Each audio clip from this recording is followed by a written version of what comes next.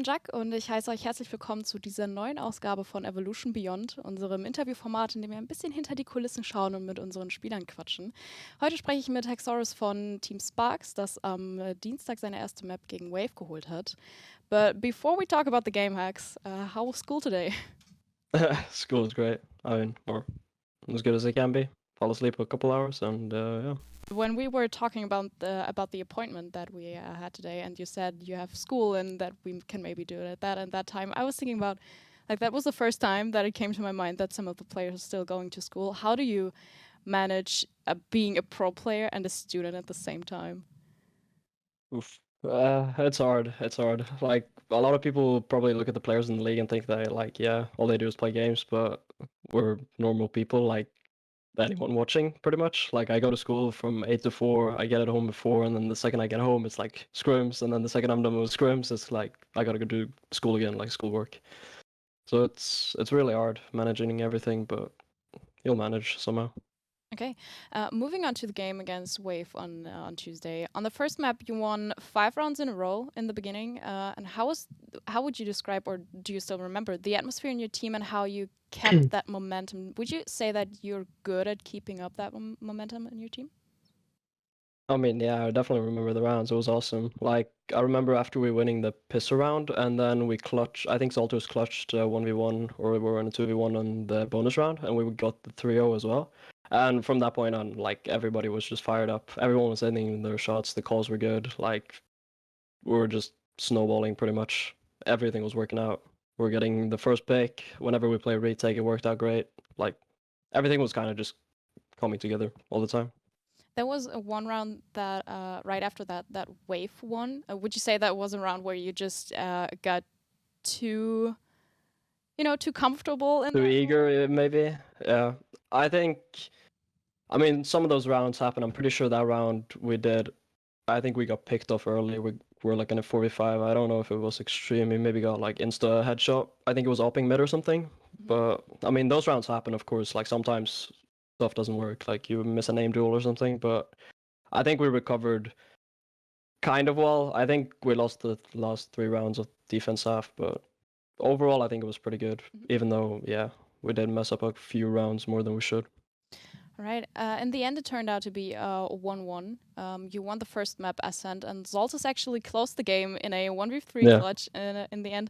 Do you remember what the communication and the atmosphere in the team was like in this round? Because I remember myself sitting there and being really tense. And when he jiggled around that wall on the B side in the back, were you just really calm, or were you giving him instructions?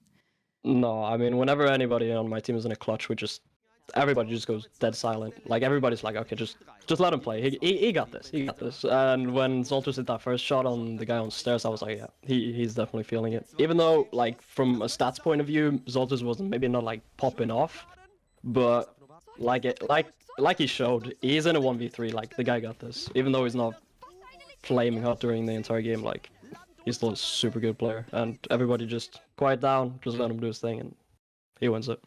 Right.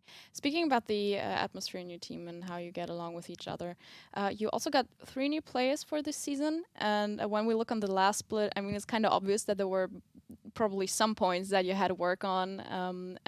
How do you think these roster changes maybe helped you getting over these problems and working at them? I mean, when we were making the roster changes, me and our coach Cello, it was only me and him left, so we had to build a roster around me. So for the roster changes, we were going to work on getting players that were not going to make the same mistakes as we did with our last roster. So what we wanted to do is get basically matching personalities so that we didn't clash outside the game, which was kind of a problem in the previous team.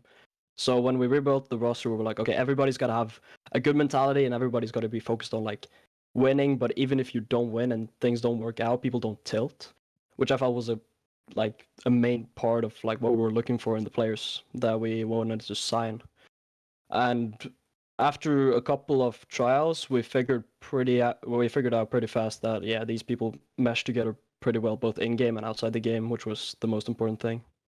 Okay, and how did that work for you in the end? Like with this team right now, and with 2 games behind you, how would you say is your team mentality and...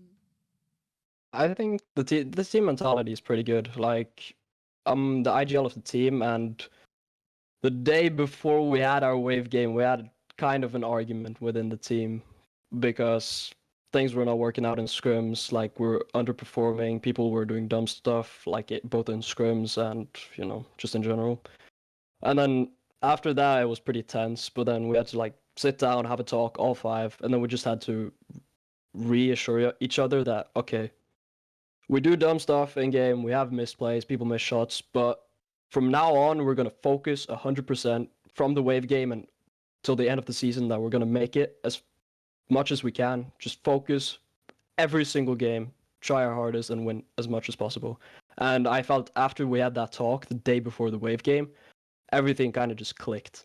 And from like the Ascent game, we just showed that like we have such a high skill ceiling that we can beat any team in the league for sure if we just keep going. And I feel the atmosphere from then has just been really, really good because everybody's just focused on winning and improving. All right, that's so nice to hear. You already talked about that in the interview on the stream after the game, but you played Fade on both maps. And you already said that we'll probably see a lot more of that. You were known as the Sova main last season. So how do you think, because some of the people talk about Fade being the new Sova and replacing her, replacing him in the long run. How do you think, or how would you say, do these two agents maybe can coexist on the same map and maybe also, balance each other out and help each other out? Yeah, I don't think on like the Fade replacing Sova, I don't think she's going to replace him because there are some maps where Sova still kind of outshines Fade. But I do think on some maps, yeah, like Haven, like we did, we replaced Sova for Fade. But I do also think that they might be really good combination to especially clear out sites when you have double reveal with the haunt ability of Fade and the recon dart of Sova. It just clears out so many angles for you, and a lot of teams will struggle to even kill a Sova dart previously. Having to destroy a Sova dart and the haunt from Fade is going to be super, super difficult for like non-organized teams. And I feel it's definitely going to show in the coming weeks who has played against Fade a lot and who hasn't, just because a lot of teams struggle to kill the eye, which I've seen in, I think it was the Angry Titans versus Ovation game. They were really good at utilizing Fade. I think it was Angry Titans that played her. I'm not sure. I think that was it. Probably. All right, then let's come to my last question, because next week your game will be against Ovation that are kind of experiencing a hype around them because they won 3 out of 4 maps. What is your take on that game? I mean, Ovation is the only team, I think is the only team that has not had a roster change since the last split. Yes. And it definitely shows in their team play. Like, they're a really, really solid team. Like, they don't make fundamental mistakes. So my take on Ovation just in general is that they don't make any insane plays, except for the Matrix 1v3 clutch and Haven, that was insane. But they also don't make any very bad mistakes. So it's very hard to play against them because they don't really mess up, but they don't do anything insane either. So they kind of just wait for their opponent to mess up, and then they kind of capitalize on that. So I feel if we're going to win the game, we have to be very disciplined as a team, and we have to fix those small dumb mistakes that I've talked about. If we can fix those mistakes, I think overall we're going to be a better team. So I'm really looking forward to see how much we can improve in the coming days. All right. Yeah, we're also looking forward to seeing that next week. I wish you good luck, and thank you so much for that interview and for your time. Thank you so much as well. Verabschiede mich somit aus diesem Video und sage bis zum nächsten Mal bei Evolution Beyond.